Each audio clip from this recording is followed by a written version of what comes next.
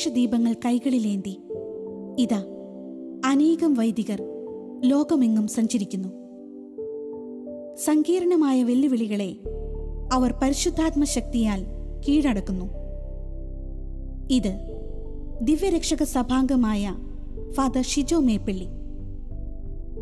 Pastoral തിയോളജിയിൽ ബിരുദാനന്തര ബിരുദവും മനഃശാസ്ത്രത്തിൽ ബിരുദാനന്തര ബിരുദവും നേടിയ ശേഷം ഇപ്പോൾ തൊടുപുഴയ്ക്കടുത്ത് പൈങ്കുളത്തുള്ള SH ഹോസ്പിറ്റലിൽ സൈക്കോളജിസ്റ്റായി ഈ വൈദികൻ സേവനം ചെയ്യുന്നു. ക്രിസ്തു നൽകുന്ന വിമോചനത്തിന്റെ ശക്തിയാൽ ലഹരിക്കും കഞ്ചാവിനും മയക്കുമരുന്നിനും അടിമപ്പെട്ട അനേകം ജീവിതങ്ങൾക്ക് ഈ വൈദികൻ പുതുജീവൻ നൽകുന്നു. തന്റെ ദൈവവിളിയുടെ ആഴങ്ങളും ശുശ്രൂഷകളുടെ മഹത്വവും ഷിജു അച്ഛൻ നമ്മോട് പങ്കുവയ്ക്കുന്നു. ഷിജു അച്ഛ, ഷാലോം TV-യിലെ ജോഷുവ എന്ന ഈ പ്രോഗ്രാമിലേക്ക് സ്വാഗതം. Thank you. Father Shijo Meppilly. Yes. അച്ഛൻ റിഡംപ്റ്ററിസ്റ്റ് സഭാംഗമാണ്. അച്ഛൻ്റെ വീട് എവിടെയാ അച്ഛൻ? എറണാകുളം അങ്കമാലി അതിരൂപതയിൽ കൂടാലപ്പാട് ഇടവകയിൽ നിന്നാണ് ഞാൻ വരിക. മേപ്പിള്ളി വീട്ടുപേര്. വീട്ടിൽ ആരൊക്കെയുണ്ട്? അപ്പച്ചനും അമ്മച്ചിയുണ്ട്. ഞങ്ങൾ 4 മക്കൾ. 4 മക്കൾ. 4 മക്കളിൽ എത്രാമത്തെയാണ് അച്ഛൻ? ഞാൻ ഏറ്റവും ഇളയാള്. മൂത്തത് 2 പെങ്ങന്മാരാണ്. ഏറ്റവും മൂത്താൾ സിസ്റ്ററാണ്. Sisters of the power of saint Catherine of Siena, ആ ഓർഡറിലെ സിസ്റ്ററാണ്. അപ്പോൾ ബാംഗ്ലൂർ സേവനം ചെയ്യുന്നു. രണ്ടാമത്തെ പെങ്ങള് മൂവാറ്റുപുഴ കെട്ടിച്ചിരിക്കുന്നു. മൂവാറ്റുപുഴ +2 സ്കൂൾ അധ്യാപികയാണ്. അളിയൻ മൂവാറ്റുപുഴ നിർമ്മലയിൽ പഠിപ്പിക്കുന്നു. പിന്നെ മൂന്നാമത്തെ ചേട്ടനൊരു മാരുതിയുടെ സർവീസിങ് സെൻറ്റർ പെരുമ്പാവൂർ. 2 മക്കളുണ്ട് അവർക്ക്. അവർ പഠിക്കുന്നു. അങ്ങനെ സന്തോഷമായിട്ട് പോകുന്നു. അച്ഛൻ ഇപ്പോൾ വൈദികനായിട്ട് എത്ര വർഷമായി? ഞാൻ 2005 ഏപ്രിൽ മാസം 20-ാം തീയതി ആയിരുന്നു പട്ടം. ഇപ്പോൾ 13 വർഷമായി. 13 വർഷമായി. അച്ഛൻ എങ്ങനെയാണ് ഈ ഒരു ദൈവവിളി തിരിച്ചറിഞ്ഞത്? എങ്ങനെയാണ് ആ കുഞ്ഞുനാൾ മുതൽ ഇങ്ങനെ വൈദികനെ ആഗ്രഹിച്ച് നടന്ന ഒരാളാണോ, അതോ ഒരു പ്രത്യേക രീതിയിലാണോ ദൈവവിളി തിരിച്ചറിഞ്ഞത്? ശരിക്കും എൻ്റെ ദൈവവിളിയെ പ്രോത്സാഹിപ്പിച്ചത് എൻ്റെ മാതാപിതാക്കളാണ്. കാരണം കൊച്ചുനാളിൽ മുതൽ എൻ്റെ അപ്പനും അമ്മയും പള്ളിയിൽ പോകുന്നത് ഞാൻ കണ്ടിരിക്കുക. അപ്പോൾ കൊച്ചായിരുന്ന സമയത്ത് എല്ലാ ദിവസവും പള്ളിയിൽ പോകണം എന്ന് ഒരു ചിട്ട അമ്മയ്ക്കുണ്ടായിരുന്നു. ഞാൻ പിന്നെ വീട്ടിലെ ഏറ്റവും ഇളയതായതുകൊണ്ട് എല്ലാ ദിവസവും പള്ളിയിൽ പോകുമ്പോൾ അമ്മ കൂടെ കൊണ്ടുപോകും. അപ്പോൾ പള്ളിയിൽ പോകും. അന്ന് കുട്ടിയായിരുന്നു. വലിയ ശ്രദ്ധയോടെയല്ല ഞാൻ നിൽക്കുക. പക്ഷെ എന്നിരുന്നാലും കാലാകാലങ്ങളിൽ മാറി വരുന്ന വികാരിച്ചമാർ അവരെന്നെ ഒത്തിരി സ്വാധീനിച്ചിട്ടുണ്ട്. അങ്ങനെ 6-ാം ക്ലാസ്സിലെത്തിയപ്പോൾ ഞാൻ അൾത്താര ബാലനായിട്ട് ചേരുകയാണ്. അപ്പം അന്ന് മുതൽ ശരിക്കും പറഞ്ഞാൽ എൻ്റെ ഇടവകയിൽ വരുന്ന അന്ന് സീനിയർ അച്ഛന്മാരെ വന്നുകൊണ്ടിരുന്നത് വികാരിയായിട്ട്. അവരെപ്പോഴും ഈ ലോഹയിൽ തന്നെ നടക്കുന്നു. പിന്നെ കുർബാന കഴിഞ്ഞാൽ ഇടവക സന്ദർശിക്കുന്നു. അപ്പോൾ എപ്പോഴും ഒരു ഫോക്കസ് അവർ തന്നെയായിരുന്നു. അപ്പോൾ പിന്നെ അമ്മ നിർബന്ധിക്കാതെ തന്നെ ഞാൻ സ്ഥിരം പള്ളിയിൽ പോകുമായിരുന്നു, അമ്മയുടെ കൂടെ തന്നെ. അങ്ങനെ 6-ാം ക്ലാസ്സിലെത്തി, അൾത്താര ബാലനായി. 10-ാം ക്ലാസ് എത്തിയപ്പോഴേക്കും ഞാൻ തീരുമാനിച്ചിരുന്നു ഒരു വൈദികനാകണം എന്നുള്ളത്. അപ്പോൾ ഞാൻ എൻ്റെ ഇടവകയിൽ അന്നത്തെ വികാരിച്ചനോട് പറഞ്ഞു. അപ്പോൾ വികാരിച്ചന് സന്തോഷമാണ്. അതിനുശേഷമാണ് ഞാൻ വീട്ടുകാരോട് പറയുക. പക്ഷേ എല്ലാ ദിവസവും ഞാൻ പള്ളിയിൽ പോകുന്നത് കൊണ്ട് അവരുടെ മനസ്സിലുണ്ടായിരുന്ന ഒരു പക്ഷേ ഞാൻ വൈദികനാകാൻ സാധ്യതയുണ്ടെന്ന്. അങ്ങനെ 10 എത്തിയപ്പോഴേക്കാണ് ഞാൻ വൈദികനാകണം എന്ന് തീരുമാനിച്ചുറച്ചതും. എൻ്റെ അന്നത്തെ വികാരിയച്ഛനോട് കാര്യങ്ങളെ തുറന്ന് സംസാരിച്ച് അച്ഛൻ അതിനുള്ള വഴികൾ കാണിച്ചു തന്നത്. തീർച്ചയായിട്ടും എനിക്ക് ഒരു ചോദ്യമുണ്ട്, എങ്ങനെയാണ് റിഡംപ്റ്ററിസ്റ്റിലെത്തിപ്പെട്ടെന്നുള്ളത്. പക്ഷേ അതിന് മുമ്പ് സ്വാഭാവികമായിട്ടും ഇത്രയും നല്ലൊരു അപ്പച്ചനും അമ്മച്ചിയെ കുറിച്ച് പറയുമ്പോൾ അവരുടെ പേര് എന്ന് പറയാം. അപ്പച്ചൻ്റെ പേര് പാപ്പച്ചൻ, അമ്മച്ചിയുടെ പേര് അനസ്താസിയ. വളരെ വിരളമായിട്ടാണ് ഈ പേര് കാണുള്ളൂ. കാരണം ഞാൻ എൻ്റെ പട്ടം ക്ഷണിക്കാനായിട്ട് ചങ്ങനാശ്ശേരി അതിരൂപതയിൽ ഞാൻ റീജൻസ് ചെയ്ത ബിഷപ്സ് ഹൗസിലായിരുന്നു. അപ്പോൾ അന്നത്തെ ഓക്സിലറി ബിഷപ്പ്, ഇന്നത്തെ ആർച്ച് ബിഷപ്പ് പെരുന്നോട്ടം പിതാവ്. അപ്പോൾ പെരുന്നോട്ടം പിതാവിന് ഞാൻ ഈ ഇൻവിറ്റേഷൻ കൊടുക്കുമ്പോൾ പെരുന്നോട്ടം പിതാവ് എന്നോട് ചോദിച്ചു, ഇതെങ്ങനെ ഈ പേര് അമ്മയ്ക്ക് കിട്ടിയെന്ന് ചോദിച്ചു. അത് അമ്മയുടെ വീട് ചേർന്നല്ലൂർ, അവിടെ തന്നെയാണ്, മാണിക്കത്താന വീട്ടുപേര്. അപ്പം അമ്മ പറയായിരുന്നു, അന്ന് മാമോദീസയ്ക്ക് വേണ്ടി പള്ളിയിൽ ചെന്നപ്പോൾ അന്നത്തെ വിശുദ്ധയുടെ തിരുനാൾ ദിവസമായിരുന്നു അമ്മയുടെ മാമോദീസ. അപ്പം അന്ന് വികാരിച്ചൻ പറഞ്ഞു ഈ പേര് ഇട്ടാൽ മതി എന്ന് പറഞ്ഞാണ് ഇട്ടത്. സാധാരണ സിസ്റ്റേഴ്സിനൊക്കെയാണ് അത്തരം കണ്ടിട്ടുള്ളത്. എന്തായാലും നല്ല പേരും. അപ്പോൾ ഒരുപക്ഷെ എനിക്ക് തോന്നുന്നത് ആ ഒരു രക്തസാക്ഷിയാണ് ഈ അനസ്താസിയ. അപ്പോൾ ആ ചൈതന്യത്തിലായിരിക്കണം ആ പേര് വികാരിച്ചൻ കൊടുത്തതും. അച്ഛൻ മുമ്പ് സൂചിപ്പിച്ചപ്പോൾ അച്ഛനെ സ്വാധീനിച്ച ഒരു പ്രധാനപ്പെട്ട ഒരു വിഭാഗം എന്ന് പറയുന്നത് ഇടവകയിൽ വികാരിമാരായി വന്ന അച്ഛന്മാരാണ്. അത്തരത്തിലുള്ള ചില പേരുകൾ പരാമർശിക്കാൻ തോന്നുന്നുണ്ടോ? എൻ്റെ അന്നത്തെ എന്നെ സ്വാധീനിച്ച വൈദികർ മിക്കവരും മരിച്ചുപോയി. അവരുടെ തീർച്ചയായിട്ടും അവരുടെ പേരുകൾ. ജോസഫ് പള്ളിപ്പാടൻ എന്ന് പറയുന്ന അച്ഛനുണ്ടായിരുന്നു. അച്ഛൻ വളരെ ലാളിത്യം നിറഞ്ഞ, അധികം ഒച്ചപ്പാടുകളോ ബഹളങ്ങളോ ഇല്ലാത്ത, എന്നാൽ ജനങ്ങളുടെ എല്ലാ കാര്യങ്ങളും താല്പര്യം കാണിച്ച് അവരുടെ കൂടെ നിന്നൊരു അച്ഛനാണ് പള്ളിപ്പാടൻ അച്ഛൻ. അതിനുശേഷം വന്ന് എന്നെ സ്വാധീനിച്ച അച്ഛനാണ് ഇടത്തിച്ചിറച്ചൻ. ഇടത്തിച്ചിറച്ചൻ്റെ സമയത്താണ് ജോസഫ് ഇടത്തിച്ചിറ ഞാൻ സെമിനാരിയിൽ ചേരുക.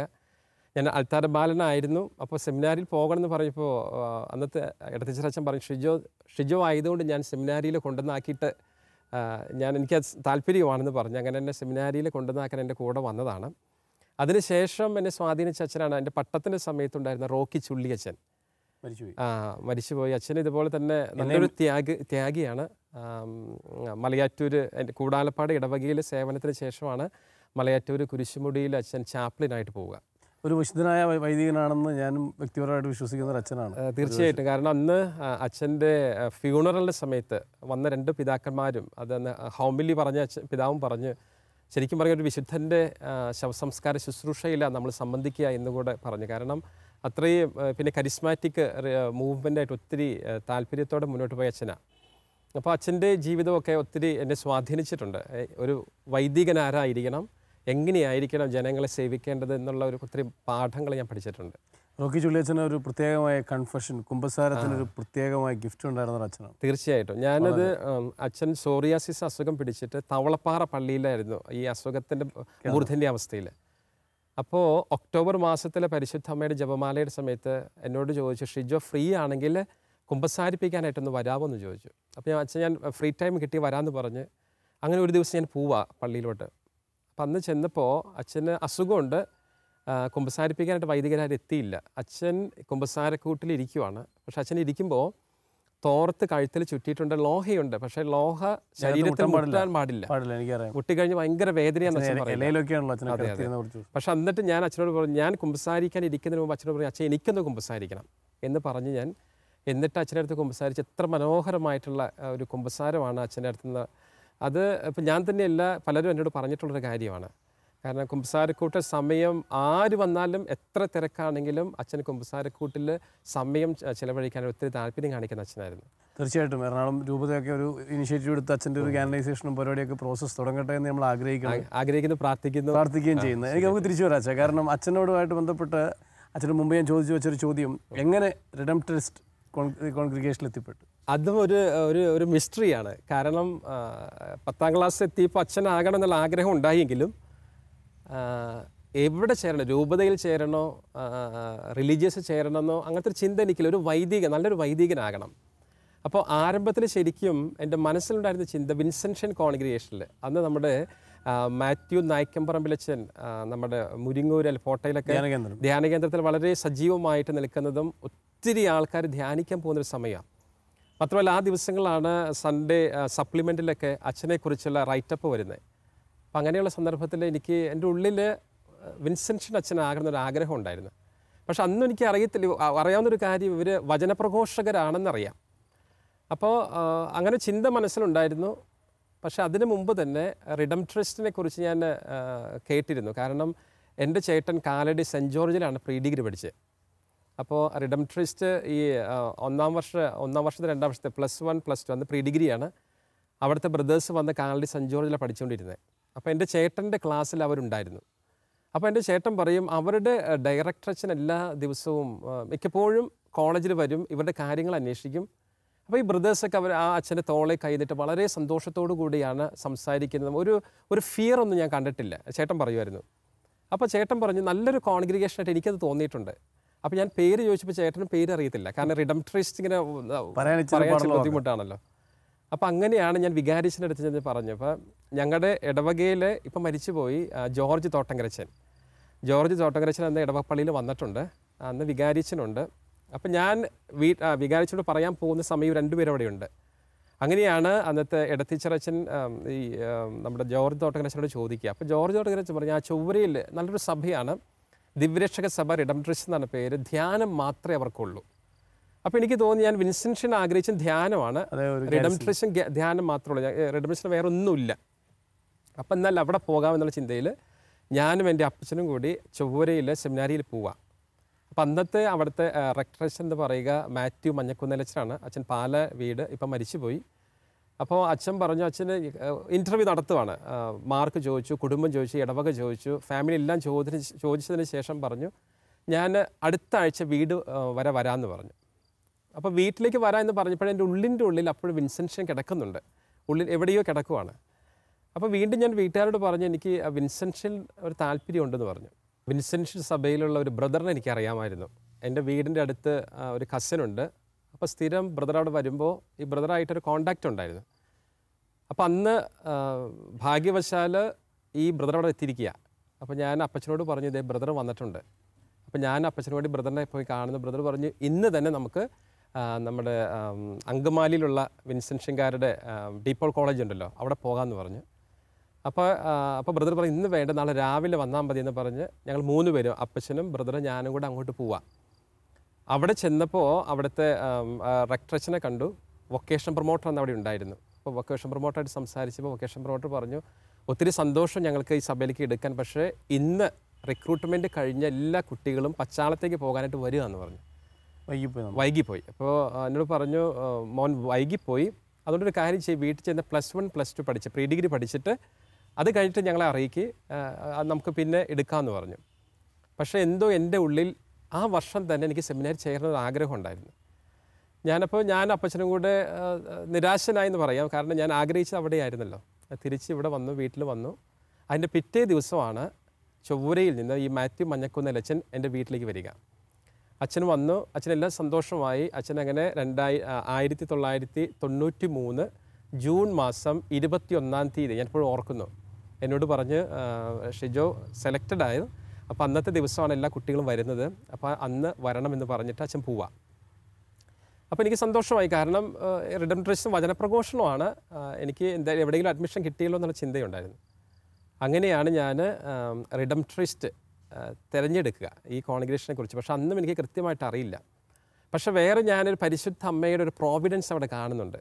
കാരണം ഞാൻ നേരത്തെ പറഞ്ഞു അപ്പച്ചനും അമ്മച്ചും ഡെയിലി പള്ളിയിൽ പോകുന്ന ആൾക്കാരാണ്.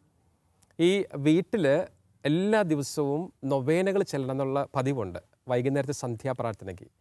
അപ്പോൾ അത് തിങ്കളാഴ്ച തുടങ്ങും. തിങ്കളാഴ്ച അൽഫോൺസമ്മയുടെ ചൊല്ലും, ചൊവ്വാഴ്ച വിശുദ്ധ അന്തോണീസിൻ്റെ, ബുധനാഴ്ച വിശുദ്ധ ഔസേപിതാവിൻ്റെ, വ്യാഴാഴ്ച യൂദാ തദേവൂസിൻ്റെ, വെള്ളിയാഴ്ച നമ്മുടെ സെൻറ്റ് സെബാസ്റ്റ്യൻ്റെ, ശനിയാഴ്ച മാതാവിൻ്റെ, ഞായറാഴ്ച തിരുഹൃദയത്തിൻ്റെ. അത് ഇപ്പോഴുള്ള പ്രാക്ടീസാണ്.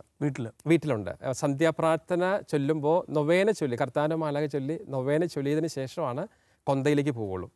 അപ്പോൾ ഇങ്ങനെ എല്ലാ നൊവേനകളുണ്ട്. അപ്പോൾ എൻ്റെ ഇടവകപ്പള്ളിയിൽ നിത്യസഹായ മാതാവിൻ്റെ നൊവേനയുണ്ട്.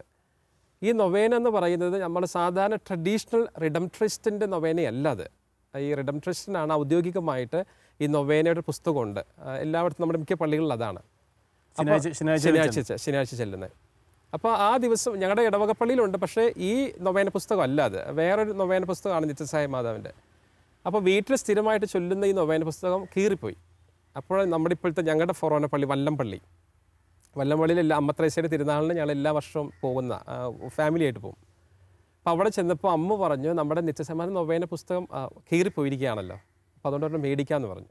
ഞാനും അമ്മയും കൂടി ചെന്നിട്ട് നൊവേന പുസ്തകം വാങ്ങുക. അപ്പോൾ അതിൻ്റെ കവർ പേജ് നിത്യസഹായ മാതാവിൻ്റെ തന്നെയാണ്. തിരിച്ച് വീട്ടിലേക്ക് കൊണ്ടുവന്നു. ശനിയാഴ്ച പ്രാർത്ഥിച്ച് നോക്കിയപ്പോൾ ഇടവകപ്പള്ളിയിൽ ചൊല്ലുന്ന നിത്യസഹായ മാതാവിൻ്റെ നൊവേനയല്ല അത്. അപ്പോൾ ഞാൻ അമ്മയോട് പറഞ്ഞു അമ്മ ഇത് സാധാരണ നൊവേന പുസ്തകമല്ല, നമ്മൾ ചെല്ലുന്നതല്ല, ഇത് നമ്മളെ പറ്റിച്ചാന്ന് തോന്നുന്നു. അങ്ങനെ ഞാൻ ചിന്തയില്ല പറഞ്ഞത്. അപ്പം അമ്മ പറഞ്ഞു എന്തായാലും പ്രാർത്ഥന നിത്യസഹായ മാതാവിൻ്റെ ആണല്ലോ, അത് തന്നെ ചെല്ലിയാൽ മതി എന്ന് പറയാം. ഇത് 10ാം ക്ലാസ്സിൽ പഠിക്കുമ്പോഴും ഞാൻ. അപ്പോൾ അങ്ങനെ 10ാം ക്ലാസ് പഠിച്ച് ഈ നൊവേന പിന്നെ സ്ഥിരം ഇടവകപ്പള്ളിയിൽ ചെല്ലുന്ന നൊവേനയല്ല, വേറെ നൊവേന പുസ്തകം ഞങ്ങൾ ചെല്ലുന്നത്. എന്നിട്ട് 10ാം ക്ലാസ് കഴിഞ്ഞ് ഞാൻ ചൊവ്വരയിൽ സെമിനാരി ചേർന്നപ്പോഴാണ് ഞാൻ അറിയുക ഈ റിഡംട്രിസ്റ്റ് വൈദികരെ ഇറക്കുന്ന നൊവേന പുസ്തകമാണത്. അതിൻ്റെ പുറകിൽ അന്ന് വീട്ടിലായിരുന്നപ്പോൾ ഞാൻ നോക്കിയിട്ടില്ല. പക്ഷേ റിഡംട്രിസ്റ്റിൻ്റെ ചരിത്രവും അത് എങ്ങനെയാണ് അതിൻ്റെ പുറകിലുള്ളത്. അപ്പം ഞാൻ അന്ന് മുതൽ എൻ്റെ ഒരു വിശ്വാസമാണ് പരിശുദ്ധ അമ്മയ്ക്ക് ഞാൻ ദിവ്യരക്ഷക സഭയിൽ ചേരണം എന്നുള്ള ആഗ്രഹമായിരുന്നു എന്നുള്ളത്. കാരണം ദിവ്യരക്ഷക സഭയുടെ ഈ നിത്യസഹായ മാതാവിൻ്റെ നൊവേന ഇറക്കിയിട്ടിപ്പോൾ 300ാമത്തെ വർഷമാണ്. അപ്പോൾ അത് പ്രത്യേകമായിട്ട് ദിവ്യരക്ഷക സഭ വൈദികരെയാണ് ഇത് ഭരമേൽപ്പിച്ചിരിക്കുന്നത്, ഈ ദൗത്യം ലോകമെമ്പാടും അവളെ അറിയിക്കുക എന്നുള്ളത്. അപ്പോൾ ഒരുപക്ഷെ പരിശുദ്ധമ്മ ആഗ്രഹിച്ച് കാണും ഞാൻ ദിവ്യരക്ഷക സഭയിൽ ചേരണം എന്നുള്ളത്. അങ്ങനെയാണ് ഇതിനെക്കുറിച്ച് ഒന്നും അറിവില്ലെങ്കിലും ഈ സഭയിൽ തന്നെ ചേരാനായിട്ട് ഇടവന്നത്. എന്തായാലും കേൾക്കുമ്പോൾ സന്തോഷം. കാരണം ഇതൊരു ആക്സിഡൻ്റലായിട്ട് വന്നൊരു കാര്യമല്ല, ദൈവത്തിൻ്റെ ഒരു ഇടപെടൽ തന്നെയാണ്, അങ്ങനെയാണ്, പ്രൊവിഡൻസ് തന്നെയാണെന്ന് വളരെ വളരെ കേൾക്കുമ്പോൾ തന്നെ ക്ലിയറാണ്. അതെ. എന്തായാലും ഞാൻ മറ്റൊരു വശം ചോദിക്കുന്നത്, ഒന്ന് ഈ റിഡംപ്റ്ററിസ്റ്റ് കോൺഗ്രിഗേഷനിലെത്തി, ഇപ്പോൾ വൈദികനായിട്ട് ഇപ്പോൾ 13 വർഷം കഴിഞ്ഞു, 14ാമത്തെ വർഷത്തിലാണ് ഇത് നടന്നുകൊണ്ടിരിക്കുന്നത്. എങ്ങനെ ഈ സഭാ പരിശീലനം, റിഡംപ്റ്ററിസ്റ്റ് സഭയിലെ പരിശീലനം അച്ഛൻ്റെ ഒരു വ്യക്തി ജീവിതത്തെ ഇന്നൊരു വൈദികൻ എന്ന നിലയിൽ എങ്ങനെ സഹായിച്ചിട്ടുണ്ട്? ദിവ്യരക്ഷക സഭയുടെ ഫോർമേഷൻ എന്ന് പറയുന്നത് എനിക്കെപ്പോഴും ഒരു അഭിമാനത്തോടെ പറയുന്നൊരു ഒരു ഫോർമേഷനാണ്. ഒരു പക്ഷേ ഞാൻ ദിവ്യരക്ഷക സഭയെക്കുറിച്ച് അറിയാതെ സഭയിൽ ചേർന്നപ്പോഴും എൻ്റെ ഉള്ളിൻ്റെ ഉള്ളിൽ ഞാൻ സന്തോഷിച്ചൊരു വ്യക്തിയാണ്. കാരണം അന്നൊക്കെ നമ്മുടെ നാട്ടിലുള്ള കോൺഗ്രിഗേഷൻ വളരെ സ്ട്രിക്റ്റാണ്, വളരെ സ്ട്രിക്റ്റാണ്. അവർ കറുത്ത പാൻസും വെള്ള ഷർട്ടും മാത്രമേ ഇടാവൂ. നമ്മൾ പുറത്തോട്ട് പോകുമ്പോഴും വരുമ്പോഴും എപ്പോഴും നീ സെമിനാരിക്കാരനാണ്, അപ്പോൾ അങ്ങോട്ട് അധികം സംസാരിക്കരുത്, സ്ത്രീകളോട് അധികം സംസാരിക്കരുത്, അങ്ങനത്തെ ഒരു കാഴ്ചപ്പാടിലൂടെ ഉള്ളൊരു കാലഘട്ടത്തിലായിരുന്നു സെമിനാരി ചേരുന്നതും. ഞാൻ ഇവിടെ വന്നപ്പോൾ ഞാൻ അന്ന് നേരത്തെ പറഞ്ഞു, ഈ സെൻറ്റ് ജോർജ് കോളേജിൽ ബ്രദേഴ്സ് വരുമ്പോൾ അന്നത്തെ അവർ ഡയറക്ടർ അച്ഛന് ഇവർ ഭയങ്കര ഹാപ്പി ആയിട്ട് ജോയ്ഫുള്ളായിട്ട് അവർ മുന്നോട്ട് പോയിക്കൊണ്ടിരുന്നത്. അപ്പോൾ എനിക്ക് ആരംഭം മുതൽ ഫോർമേഷൻ എന്ന് ഞാൻ കണ്ടിരുന്ന കാഴ്ചപ്പാട് ഇതാണ്, ലോകത്തിലായിരിക്കുമ്പോഴും ലോകത്തിന് അനുരൂപപ്പെടാതെ ജീവിക്കാനുള്ളൊരു ഫോർമേഷൻ റിഡംപ്റ്ററിസ്റ്റ് തന്നിട്ടുണ്ട്. അതായത് എല്ലാം കാണുക, എന്നിട്ട് എല്ലാം കണ്ട് മനസ്സിലാക്കിയിട്ട് യഥാർത്ഥത്തിൽ ദൈവം വിളിക്കുന്നു എന്ന് ബോധ്യപ്പെട്ടാൽ വൈദികനായിട്ട് തുടരുക. അങ്ങനത്തെ ഒരു കാഴ്ചപ്പാടാണ് ഫോർമേഷൻ സമയത്ത് എനിക്ക് ലഭിച്ചത്. +1 pre degree first year second ഇയറും അതുകൊണ്ട് തന്നെ ഞങ്ങൾ സെമിനാരിയിൽ നിന്നും മിക്സ്ഡ് കോളേജിലേക്ക് വിട്ട്, ആൺകുട്ടികളും പെൺകുട്ടികളും പഠിക്കുന്ന കോളേജിൽ വിട്ടു. അവിടെ ചെന്ന് അവരായിട്ട് മിങ്കിൾ ചെയ്ത് ശരിക്കും യഥാർത്ഥത്തിൽ ഇത് തന്നെയാണോ വിളി എന്നുള്ള ഒരു കാഴ്ചപ്പാടിലേക്ക് ഉരുത്തിരിയാനായിട്ട് ഈ ഫോർമേഷൻ സഹായിച്ചിട്ടുണ്ട്. പിന്നെ ആദ്യത്തെ വർഷം പിന്നീട് തുടർന്നുള്ള എല്ലാ വർഷങ്ങളും ഈ ഒരു ഓപ്പൺനെസ്സും ഒരു ഫ്രീഡവും ഞങ്ങൾക്ക് തന്നാണ് വളർത്തിയത്. അതെനിക്ക് തോന്നുന്നു ആൾക്കാരായിട്ട് ഇടപഴകാനും സമൂഹത്തിന് മുമ്പിലേക്ക് ഇറങ്ങിച്ചെല്ലാനും ധൈര്യസമേതം എൻ്റെ കോൺഗ്രിഗേഷനെ കുറിച്ച് പറയാനും വിളിയെക്കുറിച്ച് പറയാനൊക്കെ ഒരു ബോധ്യവും ഉൾക്കാഴ്ചയും തന്നിട്ടുണ്ട്. എന്തായാലും അച്ഛൻ പറഞ്ഞു കേൾക്കുമ്പോൾ നമുക്ക് വേറെ സന്തോഷം തോന്നുന്ന ഒരു പ്രധാനപ്പെട്ട കാര്യമെന്ന് പറയുന്നത്, ഈ ലോകത്തിൻ്റെ ആ യാഥാർത്ഥ്യങ്ങളുടെ നടുവിൽ ജീവിച്ചുകൊണ്ട് ഒരു നല്ല ഡിസേൺമെൻറ്റിനുള്ളൊരു അവസരമാണ് റിഡംപ്റ്ററിസ്റ്റ് കോൺഗ്രിഗേഷൻ ഒരുക്കുന്നത് എന്ന് കേൾക്കുന്നതിൽ സന്തോഷം. അച്ഛൻ മുമ്പ് സംസാരിച്ചപ്പോൾ ഒക്കെ പള്ളിപ്പാടൻ അച്ഛൻ സ്വാധീനിച്ച കാര്യം പറഞ്ഞു, റോക്കി ചുള്ളി അച്ഛൻ സ്വാധീനിച്ച കാര്യം പറഞ്ഞു, പിന്നീട് ഇടവികാരി സെമിനാരി ചേരുമ്പോൾ ഇടവികാരിയായിരുന്ന അച്ഛൻ്റെ പേര് ജോസഫ് എടത്തിച്ചൻ അച്ഛൻ സ്വാധീനിച്ച കാര്യങ്ങൾ പറഞ്ഞു. പള്ളിപ്പാടൻ അച്ഛനെ കുറിച്ച് പറഞ്ഞത് ഇപ്പോഴും ഞാൻ ഓർക്കുന്നത്, വളരെ ലളിതമായ ഒരു അച്ഛൻ, ലളിതമായ ജീവിതമുള്ള അച്ഛൻ, പക്ഷേ ആളുകളുടെ എല്ലാം ആവശ്യങ്ങളും പ്രശ്നങ്ങളും മനസ്സിലാക്കി ഇടപെട്ടിരുന്ന റോക്കിച്ചനെ കുറിച്ച് കൂടുതലും പറഞ്ഞത് അച്ഛൻ്റെ ഒരു വിശുദ്ധ ജീവിതം, അതുപോലെ തന്നെ അച്ഛൻ്റെ കുമ്പസാരം, അങ്ങനത്തെ ഒരു കാര്യങ്ങളിലുള്ള പ്രത്യേകമായ ഒരു ദൈവം കൊടുത്തൊരു വരം അച്ഛനുണ്ടായിരുന്നു എന്നുള്ളത് തന്നെയാണ്. മറ്റച്ഛനെക്കുറിച്ച് പലവട്ടം സെമിനാരി കൊണ്ടുപോകാൻ സഹായിച്ചതും പോകാൻ സഹായിച്ചതും ഒക്കെ പറയുമ്പോൾ നമുക്കറിയാം. ഇതെല്ലാം കേട്ട് ഇത്തരം വലിയ സ്വാധീനങ്ങളിൽ നിന്ന് ഒരു വൈദിക ജീവിതത്തിലേക്ക് നിന്ന് ഇത്രയും പരിശീലനത്തിന് ശേഷം 2005 ഏപ്രിൽ 20 13 വർഷം മുമ്പ് അന്ന് വൈദികനായപ്പോൾ, ആ വൈദികനായ സമയത്ത് എന്താണ് അച്ഛന് വ്യക്തിപരമായി തോന്നിയൊരു കാര്യം?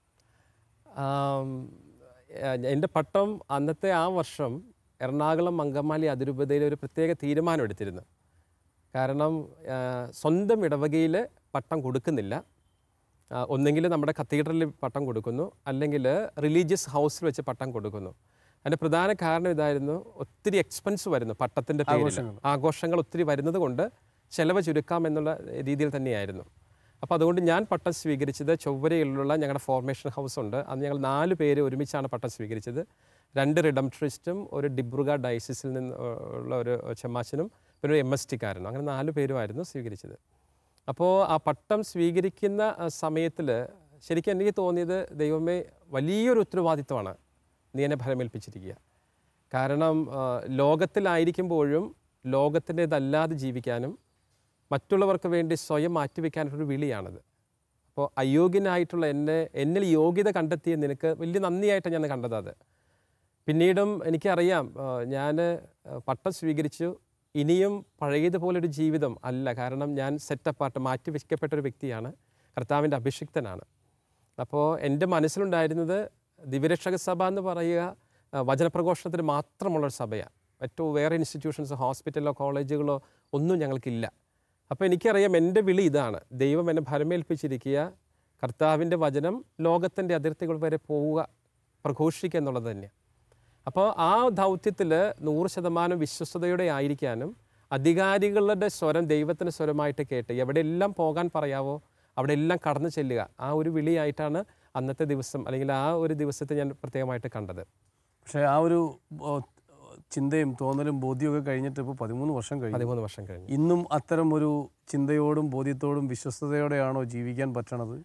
രണ്ടാമതൊരു കാര്യം അച്ഛനെ ആവർത്തിച്ച് പറഞ്ഞത് വചനപ്രഘോഷണം എന്നുള്ളതാണ് വിൻസെൻഷനിലേക്കായാലും ഒടുവിൽ ഡ്രം ടെസ്റ്റിലേക്കായാലും അച്ഛനെ സ്വാധീനിച്ച ഏറ്റവും വലിയൊരു കാര്യം. എന്തുമാത്രം ആ ഒരു അന്നത്തെ വൈദികനായ ദിവസത്തെ ആ ഒരു വലിയ ബോധ്യങ്ങളോട് വിശ്വസ്തയോടെ ജീവിക്കാൻ ഇന്നും പറ്റുന്നുണ്ടോ? ഉണ്ടെങ്കിൽ എങ്ങനെ? ഓക്കെ, ആത്മാർത്ഥതയോടെ പറയട്ടെ, 100% ഒത്തിരി സന്തോഷത്തോടെയാണ് എൻ്റെ പൗരോഹിത്യം ഇന്ന് മുന്നോട്ട് പോവുക. വൈദികനായത് ഇന്നത്തെ കാലത്ത് അയ്യോതൊരു നാണക്കേടോ അല്ലെങ്കിൽ ഒരു അബദ്ധമായെന്ന് ഒരിക്കലും തോന്നിയിട്ടില്ല. കാരണം എന്നെ ദൈവം വിളിച്ചത് അവനാണ് എന്നെ നയിക്കുന്നുള്ള ബോധ്യം, ഉത്തമ ബോധ്യമുണ്ട് ഇന്ന് വരെ.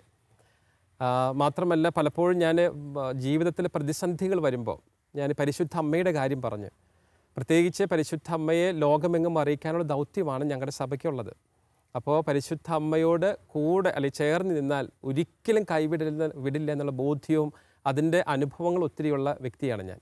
അപ്പോൾ അതുകൊണ്ട് അന്നെടുത്ത തീരുമാനം ഇപ്പം 13 വർഷം ഞാൻ പിന്നോട്ട് നോക്കുമ്പോഴും ഓരോ ദിവസവും, കാരണം ആരംഭത്തിലേക്ക് വചനപ്രഘോഷണമാണ്, നമുക്കന്ന് വലിയ പ്രസംഗ വൈഭവമൊന്നുമില്ല. പക്ഷേ നമ്മൾ തുടങ്ങുകയാണ് അന്ന് മുതൽ. അതായത് വചനം പഠിക്കാനും വചനം സീനിയർ അച്ഛന്മാരുടെ കൂടെ മറ്റ് സ്ഥലങ്ങളിൽ പോയി വചനം പ്രഘോഷിക്കുവാനായിട്ട് നമ്മൾ പഠിച്ച് ഓരോ വർഷം ചെല്ലുന്നവരും ഒത്തിരി എക്സ്പീരിയൻസ് കിട്ടുന്നു.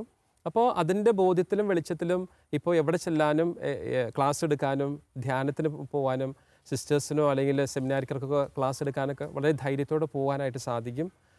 100% സംതൃപ്തിയും ഒരു ഒത്തിരി വെല്ലുവിളികൾ നിറഞ്ഞതാണെങ്കിലും എൻ്റെ ജീവിതം കൊണ്ടും ബോധ്യങ്ങൾ കൊണ്ടും ക്രിസ്തു ആരാണെന്ന് ലോകത്തോട് പറയുന്നതിൽ യാതൊരു മടിയില്ല എനിക്ക്. കാരണം അവൻ അനുഭവിച്ചറിഞ്ഞതുകൊണ്ടും എൻ്റെ ഈ സന്യാസ സഭ എന്നെ വളർത്തിയതുകൊണ്ടും. അച്ഛൻ 2 കാര്യങ്ങളാണ് അച്ഛൻ പറയുന്നതിൽ വീണ്ടും എൻ്റെ മനസ്സിൽ വീണ്ടും. ഒന്ന്, വെല്ലുവിളികൾ ഉണ്ടെങ്കിലും സ്വാഭാവികമായിട്ടും വെല്ലുവിളികൾ ഉണ്ടാവുമെന്ന് ഞാനും ചിന്തിക്കണം. ഇന്നത്തെ ലോക സാഹചര്യങ്ങളിൽ അച്ഛൻ പറഞ്ഞതുപോലെ ഈ ഒരു 100% വിശ്വസ്തയോടുകൂടി ജീവിക്കുക എന്ന് പറയുന്നത് വലിയ വെല്ലുവിളിയാണ്. അങ്ങനത്തെ ഒരു യാഥാർത്ഥ്യങ്ങളുടെ നടുവിലാണ് നമ്മൾ ജീവിക്കുന്നത്. തീർച്ചയായിട്ടും. എന്താണ് ഇതിനുള്ളൊരു ശക്തി സ്രോതസ്? എങ്ങനെ ഇത് സാധ്യമാവുന്നു? തീർച്ചയായിട്ടും മാതാവിനെക്കുറിച്ച് അച്ഛൻ പരാമർശിക്കുന്നുണ്ട്. എന്നാലും കുറച്ചുകൂടെ ഒന്ന് വ്യക്തമായി പറയാമോ? എന്താണ് അച്ഛൻ്റെ ഒരു ബലം? എന്താണ് അച്ഛൻ്റെ ഒരു സോഴ്സ് ഓഫ് എനർജി? ഞാൻ ഒരു സന്യാസ സഭ വൈദികനാണല്ലോ. അപ്പോൾ ഞങ്ങൾ ഫസ്റ്റ് പ്രൊഫഷൻ്റെ സമയത്ത് എല്ലാ സന്യസ്തരെടുക്കുന്ന പോലെ ബ്രഹ്മചര്യം, ദാരിദ്ര്യം, അനുസരണം, വ്രതം എടുക്കുന്നവരാണ്. അപ്പോൾ എപ്പോഴും എൻ്റെ മനസ്സിലൊരു ചിന്തയുണ്ട്, ഈ വ്രതങ്ങളോട് വിശ്വസ്തത പുലർത്തിയാൽ ഒരിക്കലും ഞാൻ സമൂഹത്തിൻ്റെ മുന്നിൽ പ്രഹസനമാകേണ്ടി വരില്ല. കാരണം വിളിച്ചവൻ വിശ്വസ്തനാണ്, അവനോട് വിശ്വസ്തത പുലർത്തി കഴിഞ്ഞാൽ എനിക്ക് യാതൊരു ബുദ്ധിമുട്ടുമില്ല. ആ ഒരു ബോധ്യം ഉൾക്കാഴ്ചയും സന്യാസ ജീവിത പരിശീലന സമയത്ത് ഞാൻ പഠിച്ചിട്ടുണ്ട്. അപ്പോൾ എൻ്റെ ജീവിതത്തിൽ തകർച്ച വന്നാൽ ഞാൻ തിരിയേണ്ടത് കർത്താവിൻ്റെ സന്നിധിയിലേക്കാണ്. അവൻ്റെ സന്നിധിയിൽ പോയാൽ എൻ്റെ പ്രയാസങ്ങൾക്കും പ്രതിസന്ധികൾക്കും പരിഹാരം കിട്ടും എന്നുള്ള ബോധ്യം എനിക്കുണ്ട്. അപ്പോൾ അതുകൊണ്ട് തന്നെയാണ് ഇപ്പോൾ ഇന്നത്തെ ലോകത്ത് ഒത്തിരി വെല്ലുവിളികളുണ്ട്. സന്യസ്തർക്ക്, വൈദികർക്ക്, അൽമായ പ്രേക്ഷിതർക്കൊക്കെ ഒത്തിരി വെല്ലുവിളികളാണ്. നമുക്കറിയാം, ഇപ്പോൾ എല്ലാ ദിവസവും വൈകുന്നേരങ്ങളിൽ ചാനൽ ചർച്ചകൾ നോക്കുമ്പോഴും ഒത്തിരിയേറെ വെല്ലുവിളികളാണ്. സന്യാസം അല്ലെങ്കിൽ പൗരോഹിത്യം, ക്രിസ്തു സ്ഥാപിച്ച കൂദാശകൾ, ഇതിനൊക്കെയാണ് ചർച്ചകൾ. ഈ ചർച്ചകൾ നമുക്കറിയാം വീണ്ടും പങ്കെടുക്കുന്നവരെല്ലാവരും തന്നെ ഒരുപക്ഷെ വിശ്വാസികളാകണമെന്നില്ല, അല്ലെങ്കിൽ സഭ എന്താണെന്നോ കൂദാശകൾ എന്താണെന്നോ ബോധ്യമുണ്ടാവില്ല.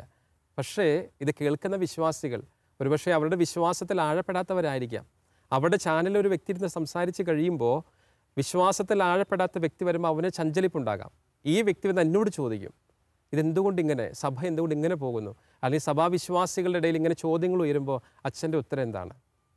അപ്പോൾ ഞാൻ പറയുന്ന കാര്യമാണ്, ഇപ്പം എല്ലാവരും ഒരുപോലെ ആയിരിക്കണം എന്നില്ല. ഞാൻ അവരോട് പറയും, എൻ്റെ ജീവിതത്തിൽ നിന്നും അല്ലെങ്കിൽ എൻ്റെ ജീവിതത്തിൽ എന്തെങ്കിലും കുറവുകളുണ്ടെങ്കിൽ അതെന്നോട് തുറന്ന് പറയുമ്പോൾ എനിക്ക് കൃത്യമായിട്ട് ഉത്തരങ്ങൾ തരാനായിട്ട് നിങ്ങൾക്ക് സാധിക്കും. എല്ലാ വ്യക്തികളും ഒരേപോലെ കാണരുത്. അവിടെ കുറവുകളുള്ളവരുണ്ടാകാം, ആ കുറവുകൾ നികത്തി മുന്നോട്ട് പോകുന്നവരുണ്ടാകാം. പക്ഷെ എല്ലാത്തിനും ഉത്തരം ക്രിസ്തുവാണ്. അവനെ അനുഭവിച്ച വ്യക്തികൾ ആരൊക്കെയാണെങ്കിലും, മാധ്യമങ്ങളല്ല, ലോകം തന്നെ എത്ര എതിർത്ത് സംസാരിച്ചാലും, സഭയെയോ കൂദാശകളോ എതിർത്ത് സംസാരിച്ചാലും, ക്രിസ്തുവിനെ അറിഞ്ഞവൻ ഒരിക്കലും അതിൽ പെട്ടുപോകില്ല. അപ്പോൾ ശരിക്കും പറഞ്ഞാൽ വിശ്വാസത്തിൽ ആഴപ്പെടാത്ത വ്യക്തികളായിരിക്കാം ഈ എന്താ പറയുക, ഈ ക്രൗഡിൻ്റെ ഒപ്പം മുന്നോട്ട് പോവുക എന്നുള്ള തോന്നലാണ്. അച്ഛന് ഇടയ്ക്ക് പറയുമ്പോൾ പലപ്പോഴും ഞാൻ ശ്രദ്ധിക്കുകയായിരുന്നു, ഒന്ന് വിളിച്ചവൻ വിശ്വസ്തനാണ്, അല്ലെങ്കിൽ വിളിച്ചവനോട് വിശ്വസ്തനായിരിക്കുകയാണ് ഏറ്റവും പ്രധാനപ്പെട്ട കാര്യം. അതാണ് ഏറ്റവും പ്രധാനം. അച്ഛൻ പറഞ്ഞു ക്രിസ്തുവാണ് ബലമെന്നാണ് അച്ഛൻ്റെ ഒരു വാക്കുകളിൽ നിന്ന് എനിക്ക് മനസ്സിലാക്കിയെടുക്കാൻ പറ്റുന്നൊരു കാര്യം. ഇവിടെ നമ്മൾ ഇന്ന് ഒരുപക്ഷെ നമ്മുടെ ഇങ്ങനത്തെ ഒരു സാഹചര്യത്തിൽ അച്ഛൻ വളരെ സ്ട്രോങ് ആയിട്ട് പരാമർശിച്ചൊരു കാര്യം കൂദാശകളെക്കുറിച്ചും കദോശ ജീവിതത്തെക്കുറിച്ചൊക്കെ. വീണ്ടും എൻ്റെ ചോദ്യം ഒന്ന്, ഇത് എങ്ങനെയാണ് ഈ ക്രിസ്തുവിലേക്ക് തിരിയുക? ക്രിസ്തുവിനോടൊപ്പം എൻ്റെ ഏതവസ്ഥയിലും ക്രിസ്തുവാണ് എൻ്റെ ബലം, ക്രിസ്തുവിലേക്ക് തിരിയുക എന്ന് പറഞ്ഞാൽ അനുദിന ജീവിതത്തിൽ അത് എങ്ങനെയാണ് അച്ഛൻ പ്രാക്ടീസ് ചെയ്യുന്നത്? ഒന്ന്. രണ്ട്, അതിനകത്ത് തന്നെ ചേർത്താണ് ഞാൻ ചോദിക്കുന്നത്, കൂദാശകൾ പരികർമ്മം ചെയ്യുന്ന വൈദികൻ്റെ ശുദ്ധമായ കരങ്ങൾക്ക് വേണ്ടി, പരിശുദ്ധമായ ഹൃദയത്തിനു വേണ്ടി ആണ് വിശ്വാസികൾ എന്നും പ്രാർത്ഥിക്കുന്നത്. പുരോഹിതർക്ക് വേണ്ടിയുള്ള പ്രാർത്ഥനയിൽ പോലും കൂദാശകൾ പരികർമ്മം ചെയ്യുന്ന വ്യക്തികൾ എന്നതുപോലെ തന്നെ കൂദാശയാണ് ഒരു വൈദികൻ്റെ ഏറ്റവും വലിയൊരു മറ്റൊരു ശക്തി സ്രോതസ് എന്ന് പറയുന്നത്. ഇത് രണ്ടും കൂടി ചേർത്ത് അച്ഛൻ എന്താ പറയാൻ തോന്നുന്നു? എങ്ങനെയാണ് ഒരു വ്യക്തി ക്രിസ്തുവിലേക്ക് തിരിയുക എന്നുള്ളതാണ് ആദ്യത്തെ ചോദ്യം. അത് വ്യക്തിയല്ല, അച്ഛൻ. ഓക്കെ, വ്യക്തിപരമായി അച്ഛൻ ഞാൻ ക്രിസ്തുവിലേക്ക് തിരിയുക എന്നുള്ളത് മാത്രമാണ് എൻ്റെ വഴി എന്ന് പറയുമ്പോൾ ഹൗ ഡു യു പ്രാക്ടീസ്? എങ്ങനെയാണ് അച്ഛൻ എങ്ങനെയാണ്? ഞാനിപ്പോഴും ഞാൻ പരികർമ്മ ചെയ്യുന്ന കൂദാശകൾ, അതാണ് എന്നെ വിശുദ്ധീകരിക്കുക ഓരോ ദിവസവും. ആ കൂദാശകളിൽ വിശ്വസ്തയോടെ ഞാൻ മുന്നോട്ട് പോവുക. ഒരു ഉദാഹരണം പറയുകയാണെങ്കിൽ, എൻ്റെ യൂണിവേഴ്സിറ്റി ഓഫ് ടൊറൻറ്റോയിൽ നിന്നാണ് ഞാൻ എൻ്റെ മാസ്റ്റേഴ്സ് ഡിഗ്രി എടുത്തത്, പാസ്റ്റൽ തിയോളജിയിൽ. അപ്പോൾ അതിൻ്റെ തീസിസ് ഇതായിരുന്നു, sacrament of reconciliation is A sacrament of healing. കുമ്പസാരം എന്ന കൂദാശ സൗഖ്യത്തിൻ്റെ കൂദാശയാണ്. അതായിരുന്നു എൻ്റെ തീസിസ്. എങ്ങനെയാണ് കുമ്പസാരിക്കാൻ ഒരു വ്യക്തി പോകുമ്പോൾ അവൻ സുഖപ്പെടുക? കാരണം ഒരു വൈദികൻ്റെ ജീവിതത്തിലെ ഏറ്റവും പരമപ്രധാനമായിട്ട് അവൻ ജനങ്ങളിലേക്ക് അല്ലെങ്കിൽ സൗഖ്യം കൊടുക്കുന്ന ഒരു കൂദാശയാണ് നമ്മുടെ കുമ്പസാരം. അപ്പോൾ അതിൽ നമ്മൾ തീസിസിലൂടെ അല്ലെങ്കിൽ റിസർച്ചിലൂടെ കടന്നു പോകുമ്പോൾ ഒരു മനുഷ്യന് തെറ്റുപറ്റിയാൽ, ദൈവമേ തെറ്റുപറ്റി എന്നുള്ള ചിന്ത വരുന്ന സമയം മുതൽ അവന് സൗഖ്യം തുടങ്ങുന്നു എന്നാണ് പഠിപ്പിക്കുക സഭ. അപ്പോൾ എൻ്റെ ജീവിതത്തിൽ ഞാൻ കർത്താവിലേക്ക് കൂടുതൽ അടുക്കുന്ന അവസരം എന്ന് പറയുക ഏറ്റവും മനോഹരമായിട്ടുള്ള ഈ കൂദാശയിലൂടെ തന്നെയാണ്. കാരണം മനുഷ്യനാണ് നമ്മുടെ ജീവിതത്തിൽ പലപ്പോഴും കർത്താവിന് നിരക്കാത്ത സംസാരങ്ങളോ പ്രവൃത്തികളോ ഉണ്ടാകാം. അപ്പോൾ കൂദാശ ജീവിതത്തിലൂടെ എന്നെ വിശുദ്ധീകരിക്കുന്ന സമയം ഈ കുമ്പസാരം എന്ന കൂദാശയിലൂടെ ഒത്തിരിയേറെ സൗഖ്യം, ഒത്തിരിയേറെ കർത്താവിൻ്റെ കരുണ അനുഭവിക്കാനായിട്ട് ഇട വന്നിട്ടുണ്ട്. അപ്പോൾ ഞാൻ പറയുന്നു, ഇതാണ് എന്നെ കൂടുതൽ കർത്താവിലേക്ക് അടുപ്പിക്കുന്നത്. ബലഹീനനായ മനുഷ്യനെ കർത്താവിൻ്റെ പ്രിയ മകനായിട്ട് തീർക്കുന്ന ഒരു കൂദാശയാണ് കുമ്പസാരം എന്ന കൂദാശ. മാത്രമല്ല അനുദിന ജീവിതത്തിലെ ദിവ്യബലി. കാരണം ഓരോ വിശ്വാസിയും കുർബാനയുടെ ഇടയിലും അവസാനമൊക്കെ പുരോഹിതർക്ക് വേണ്ടി പ്രാർത്ഥിക്കുന്നുണ്ട്. അതിന് ഞങ്ങളെല്ലാവരും, അതായത് വൈദികരൊക്കെ വിശ്വാസികളോട് കടപ്പെട്ടിരിക്കുക. കാരണം ഞാൻ നേരത്തെ പറഞ്ഞു, ലോകത്തിലായിരിക്കുമ്പോൾ ലോകത്തിന് അനുരൂപപ്പെടാതെ ജീവിക്കണമെങ്കിൽ അത് ചില്ലറ കാര്യമല്ല. അപ്പോൾ ഒത്തിരിയേറെ പ്രാർത്ഥന സഹായങ്ങൾ വേണം. ഒത്തിരി ആൾക്കാർ വൈദികർക്ക് വേണ്ടി പ്രാർത്ഥിച്ചുകൊണ്ടിരിക്കുന്നതാണ്. അപ്പോൾ ഈ ജീവിതത്തിലൂടെ കടന്നു പോകുമ്പോൾ, ഈ കൂദാശാനുഭവത്തിലൂടെ കടന്നു പോകുമ്പോൾ ഉറപ്പായിട്ടും ശക്തി തമ്പുരാൻ തരും. ആ വിശ്വാസമാണ്. ഏറെ സന്തോഷം വെച്ചാൽ, കാരണം ഇത് കുമ്പസാരം എന്ന ഒരു കാര്യം, വൈദികരെ കുമ്പസാരം എന്ന കൂദാശ അല്ലെങ്കിൽ കുമ്പസാരം കേൾക്കുന്നവർ മാത്രമല്ല, അവരും കുമ്പസാരിക്കുന്നവർ കൂടിയാണ് എന്നുള്ളത് പലപ്പോഴും തിരിച്ചറിയാതെ പോകുന്നൊരു യാഥാർത്ഥ്യമാണ്. അച്ഛൻ്റെ ജീവിതത്തിൽ കുമ്പസാരം എന്ന കൂദാശ അച്ഛൻ്റെ വളർച്ചയ്ക്ക് സഹായിക്കുന്നു എന്ന് കേൾക്കുന്ന ഏറെ സന്തോഷം. ഞാൻ വീണ്ടും കുമ്പസാരത്തെക്കുറിച്ച് പറഞ്ഞതുകൊണ്ട് മാത്രം ഒരു കാര്യം ഓർത്തുകൊണ്ട് ഈ എപ്പിസോഡ് നമുക്ക് അവസാനിപ്പിക്കാം. റോക്കി ജൂലിയച്ചനെ കുറിച്ച് നമ്മൾ പറഞ്ഞല്ലോ. ഒരുപക്ഷെ ജീവിതം അവസാനിപ്പിക്കാൻ പോലും പോകുന്ന ആളുകൾ അച്ഛൻ്റെ കുമ്പസാരക്കൂട്ടിൽ വന്ന് സൗഖ്യപ്പെട്ട് മാനസാന്തരപ്പെട്ട് ജീവിതത്തിലേക്ക് തിരിച്ചു വന്ന ധാരാളം കഥകൾ, വ്യക്തികളെ പറയാതെ അനുഭവങ്ങൾ അച്ഛൻ നമ്മളോട് പലപ്പോഴും ഷെയർ ചെയ്തിട്ടുണ്ട്, ഞങ്ങളോട് പലരോടും ഷെയർ ചെയ്തിട്ടുണ്ട്. എത്ര മനോഹരമായ ഒരു കൂദാശയാണ്. ഇന്ന് ഷിജോ അച്ഛൻ അത്തരത്തിലൊരു വലിയ കൂദാശ സ്വന്തം ജീവിതത്തിൽ എങ്ങനെ സഹായിക്കുന്നു എന്ന് പറഞ്ഞത് കേൾക്കുമ്പോൾ ഏറെ സന്തോഷം. അച്ഛൻ്റെ ആ ബോധ്യം, ക്രിസ്തുവാണ് എല്ലാറ്റിൻ്റെയും ശക്തി, അച്ഛനെ മുന്നോട്ട് നയിക്കട്ടെ. അച്ഛൻ കാനഡയിൽ പഠിച്ച കാര്യം പരാമർശിച്ചിരുന്നു. കാനഡയിലും അമേരിക്കയിലും അതിനുശേഷം വെസ്റ്റ് ഇൻഡീസിലും ഇപ്പോൾ ഒരു സൈക്കോളജിസ്റ്റായിട്ട്, ക്ലിനിക്കൽ സൈക്കോളജിസ്റ്റായിട്ട്, അല്ലേ, കൗൺസിലിംഗ് സൈക്കോളജിസ്റ്റായിട്ട് അച്ഛൻ തൊടുപുഴയ്ക്കടുത്ത് പൈങ്കുളം എന്ന് പറയുന്ന ഒരു സൈക്കാട്രിക് ഹോസ്പിറ്റലിൽ ജോലി ചെയ്യുക. അത്തരം വിശേഷങ്ങൾ അടുത്ത എപ്പിസോഡിൽ തീർച്ചയായിട്ടും നമ്മൾ പറയണം. എങ്കിലും ആദ്യ എപ്പിസോഡിലെ ഷിജു അച്ഛൻ്റെ ഈ ഹൃദയം തുറന്നുള്ള പങ്കുവെക്കലുകൾക്ക് ഏറെ നന്ദി. നന്ദി. ശിമയോനും യാക്കോബും യോഹന്നാനും വലകഴുകും വലക്കാരും വഞ്ചിക്കാരും. ശിമയോനും യാക്കോബും യോഹന്നാനും വലകഴുകും വലക്കാരും വഞ്ചിക്കാരും. ഒരു നിമിഷം കേൾക്കാമോ കേൾക്കാമോ, നിങ്ങൾക്കായി നൽകാം ഞാൻ ഇന്നൊരു സന്ദേശം. നിങ്ങളെ സാക്ഷാൽ മുക്കുവരാക്കാൻ ഉതകും സുവിശേഷം. നിങ്ങളെ സാക്ഷാൽ മുക്കുവരാക്കാൻ ഉതകും സുവിശേഷം. ആഴക്കടലിൽ പോകുവിൻ, ആഴത്തിൽ വലയെറിയുവിൻ. ആഴക്കടലിൽ പോകുവിൻ, ആഴത്തിൽ വലയെറിയുവിൻ.